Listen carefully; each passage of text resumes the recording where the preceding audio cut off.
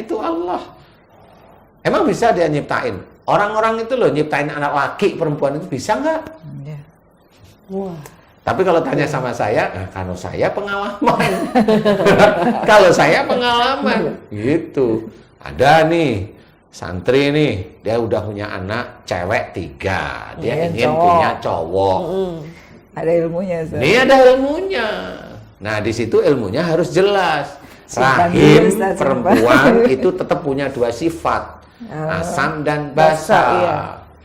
Kalau dia itu sifatnya asam, nanti spermanya yang dapat itu ya sperma yang nanti akan jadi cewek. Kalau dia sifatnya basa, rahimnya jadinya laki-laki, sperma ceweknya mati semua. Kalau basa, sperma ceweknya mati, yang ada laki-laki. Gimana caranya itu bisa asam dan basa? Nah, itu rahasia saya. Besok pertanyaannya. Iya. Besok lah, masa semuanya tumplek-plek di sini. Jangan. Ya. Besok-besok. Ilmu itu kalau tumplekin-plekin ngerti. Habis itu tanyain gimana? Enggak tahu ya, buka YouTube lagi. Boleh sih sebenarnya. Tapi ya jangan sekarang lah ya. Karena itu, tonton terus saja. Karena memang sifatnya di situ. Nah, teman-teman dokter tuh ada ingin punya anak laki-laki, semprot tuh. Di daerah itunya itu disemprot, daerah itunya semprot basah. Iya, aku pernah baca seperti itu. Lah memang seperti itu. Lah tapi kan Allah kok mau dilawan sih? Kalau sifatnya. Ya sifatnya di asam ya bahasanya di bahasa ini kan bahasa yang tidak kekal di situ. Asamnya itu dari dinding loh. Iya. Lah ini kena ya mati langsung, basahnya langsung luntur. Istilah Allah dilawan. Allah mau dilawan ya tetap nggak bisa loh, itu akhirnya benar ini salah satu ya saya cuma lihat waktu itu memang dia dokter, perempuannya dokter, lakinya dokter. Bu dokter, kamu orangnya pesimis, nggak pede. Ya kalau pesimis nggak pede rata-rata pasti cewek. Oh gitu ya? Iya, pesimis, nggak pede itu cewek. Nah kalau lihat pandangan Bu Dokter seperti ini, insya Allah saya nggak yakin ya, tapi insya Allah biasanya tensinya rendah. Betul dia ngomong, betul, iya tensi rendah itu karena kepesimisan, ketidakpedean sebenarnya. Nah itu harus dirubah jadi normal. Gimana? Karena saya itu setiap hari itu minum obat penormal tensi gitu. Oh itu ya normal aja. Kalau memang mau, jadi normal aja. Gimana caranya ya? Happy. Hanya itu. Yakin pada Allah Ta'ala sehari-hari happy. Jangan merasa nggak yakin. Oh iya tensinya pasti turun terus sehari-hari begitu. Ilmu lagi. Nah, disitulah dia mulai belajar. Nah karena dia dokter, dicoba, dites beneran. Dites, dia happy setiap hari. Emang normal gitu. Itu normal. Setelah normal ketemulah dengan saya lagi. Ustadz, alhamdulillah saya sudah normal, saya nggak minum obat tensi lagi. Saya apa yang harus saya kerjakan? Nah di titik itu saya baru ngomong, Bu dokter, ini ada Pak dokter. Saya tanya, sehari itu Bu dokter merasa bukan happy dibikin ya, happy yang merasa power itu, tenaga itu kayak maksimum itu di jam berapa sih? Saya nggak tahu. Dia ngomong, karena kali dia sudah ngerti ya, jam 9 sampai 11 pagi.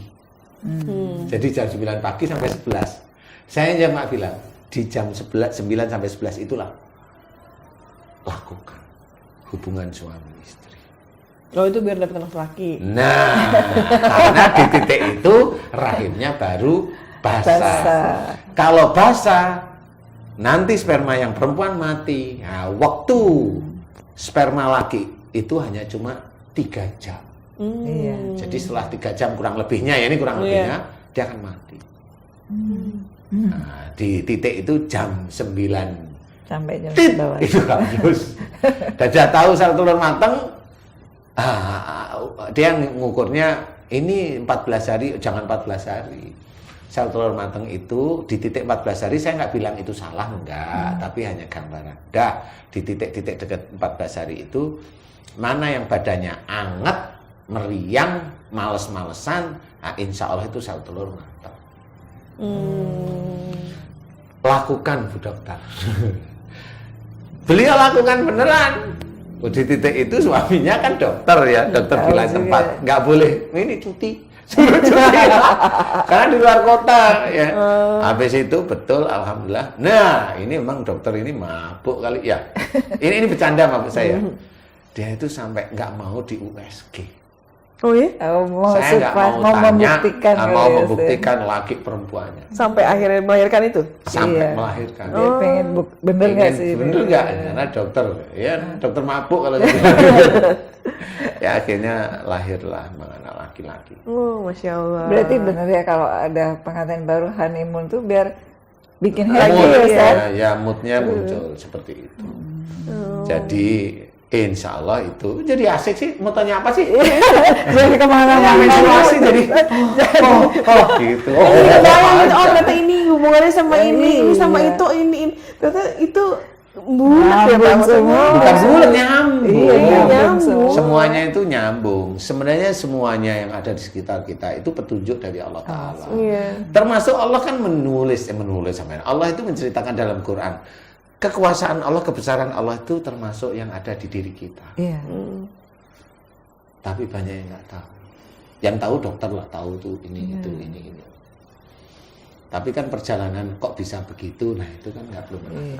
Nah ini di Siraman Kolbu atau di acara ini, di YouTube kita ini, itu saya ungkapkan dengan cara-cara insya Allah Islami. Iya.